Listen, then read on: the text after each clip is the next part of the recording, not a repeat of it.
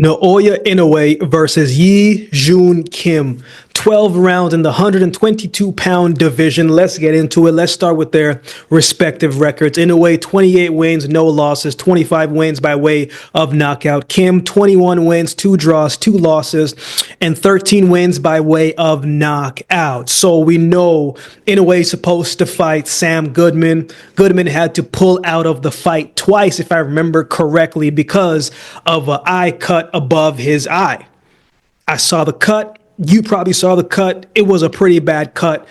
But part of me also makes me think of, like, you know, if your training partners who were able to cut you, Inoue shots would have did some more damage to you, right? But that's just hypothetically speaking, of course, because until we see the fight, this is all just speculation and me just talking about what I think could happen. But it is what it is. Inoue isn't fighting Sam Goodman, he's fighting Kim, so no problem, right? The show must go on. Inoue typically likes to fight at least 3 times a year, so one way or another, he's going to get into the ring, and so this is who he is fighting, right? By now, we've got a big enough sample of Naoya Inoue to understand who he is and what he is about. We've seen him tested a few times in his impressive career so far. We've seen his fights with Nonito Donaire, the first fight, and how he came back in the second fight and completely changed everything around in the rematch and took Nonito Donaire out in 2 rounds after going the full 12 with him in the first fight. We saw him move up more divisions, right? We saw him take on one of the champions in Stephen Fulton, Cool Boy Steph, right? We saw him take his belt and stop him in 8 rounds. So the smaller man came up to the bigger man's division and became dominant in that division. So we saw what he did against Cool Boy Steph. And then we also saw what he did against the crafty and tough Marlon Tapales, right? Took some clean shots from Marlon Tapales before adjusting and getting him out of there in the 10th round. Then we saw what he did against Luis Neri, right? After being dropped by Luis Neri, he stayed poised and did not panic. Got back up, dialed in a little bit more, adjusted his game plan and strategy, and then went on to stop Luis Neri in the 6th round. And most recently, we saw what he did to TJ Dehaney in September, right? So Inoue is a tough opponent to plan for because he does everything extremely well. And he has a very strong IQ. So he makes adjustments in real time each and every round that he goes into the ring. So above the physical talents, right, he's also got this will and this eternal heart and strength about him. When he got dropped against Luis Neri, you know, you always have 2 decisions what a fighter is going to do. Either you get back up in a panic and you try to get back what just happened to you and you try to force a knockout or a knockdown and you get yourself in trouble. Then you have fighters who are poised in the midst of the storm. Inoue took his time getting up, right? Sometimes fighters get up way too quickly and their equilibrium is all the way knocked off and they end up falling back down to the canvas. But Inoue took the 8 count, reacted with a sense of maturity and poise, found his balance, right? Took his time, and he came back and he did what he does best, and that's finish fighters when he adjusts and figures what they're going to do, right? This is a guy who's on a 9-fight knockout streak, right? They call Inoue the monster for a reason. So we know what Inoue can do. We know the skills, we know the speed, we know the talent, we know what he is able to do.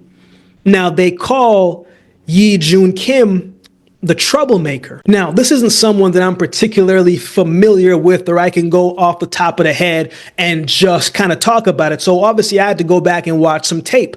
But even before we talk about what he can do on the tape, this is a great opportunity for him at the same time. He's the underdog. More times than not, underdogs have nothing to lose. He's in a great position. It's Inoue who's got the pressure on him all the way through. Inoue is the more well-known guy. He's got a lot at stake here to lose. He's the champion. He's the undefeated fighter. There's a lot that is on Inoue's shoulder. Now, what we've seen thus far, Inoue can handle what is on his plate. But Kim, I think he's in a good spot. Right? He's nothing to lose. He's not an undefeated fighter. There's no other time for Kim that he's going to be able to fight for all 4 belts all in one night. This is his shot, or It's now or never for him, right?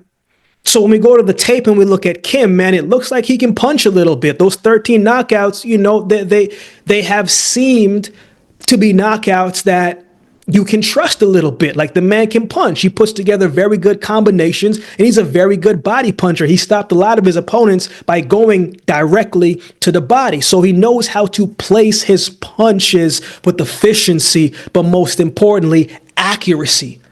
He can apply good pressure. He's a good counterpuncher. If he is going to beat Inoue, it is going to be by way of close range and applying pressure and aggression and just trying to out-physical and overwhelm Inoue. It's not going to be easy by no means, but if you try to outbox or try to be, you know, that mid-distance range against Inoue, he's going to pick you apart. So I think Kim's best bet is to try to overwhelm him and be physical and attack the body from in close range and try to smother some of the work that Inoue is going to do. But a lot of things in boxing is easier said than done. It's going to be interesting to see if he can be more physical than Inoue, if he can be more aggressive than Inoue, because he is, quote unquote, the bigger fighter, right? But when Inoue has fought fighters that were bigger than him, he seemed to be the one to dictate the pace and the pressure of the fight. But I do think Kim's got a good shot, a good opportunity, man, because, you know, Inoue has been planning for Sam Goodman for all this time. And then you're fighting someone who maybe you're not too familiar with, right? And I don't think Inoue is going to overlook him by no means. But sometimes that underdog approach can work in the underdog's favor. So Kim's got a shot for sure. It's boxing, anything can happen. But will the moment be too big for him? That question will be answered on the night. So who wins? Before I give my pick on this fight, I have something real quick to share. You know, I'm always looking to bring more light, more value, more opportunities for the community. I've been working on a few different things in recent weeks to not just grow the channel, but as I said, to continue to provide as much value as I can to each of you in our community. With that being said, I got some exciting news to share. I'm happy to announce my partnership with BetStamp and Sign Up Expert. It's a great opportunity for you to join some of the best sports books to get the best odds and new user offer. All you have to do is head over to my dedicated page at signupexpert.com/thebreakdown to explore a selection of sports books tailored to your region, each with its own unique offerings. So if you want to place a bet this weekend and on this fight and beyond, check out the link to find the best options for you in your region. Every sign up does support the channel, and it helps the channel grow and to expand and to create more opportunities, not just for me, but for our community. You know, I'm always looking out for you guys as best as I can. You can easily find the link in the description below this videos and videos moving forward. So get down there and check it out and find the best option for you. Now, let's get back to the video. You know, we have to be honest with each other, right? Like, it's hard, it's difficult to go against Inoue, especially against a guy who doesn't particularly have a big name or we're fully aware of, right? He's obviously going to come into this fight as a massive favorite, and you can clearly understand why he is going to be a massive favorite, right? On paper, this is not going to be Inoue's toughest test yet. But sometimes, man, fighters, you know, have a little bit more in them when they're fighting lesser fighters who aren't as well known. The underdog role is a dangerous position, you know. But I don't think this is going to be the case on the night. Kim has not been stopped before, but I think that streak is going to end on the night when he steps into the ring to fight the monster, Naoya Inoue. I like Inoue to win this fight by stoppage. I think it happens in under 7 rounds, in my opinion. So those are my thoughts. I would love to hear from you. How do you think this one goes? Who do you have winning? Let me know in the comment section below. So with all that being said, if you've been watching the video, do me a favor and subscribe to the channel, and we'll definitely see you next time.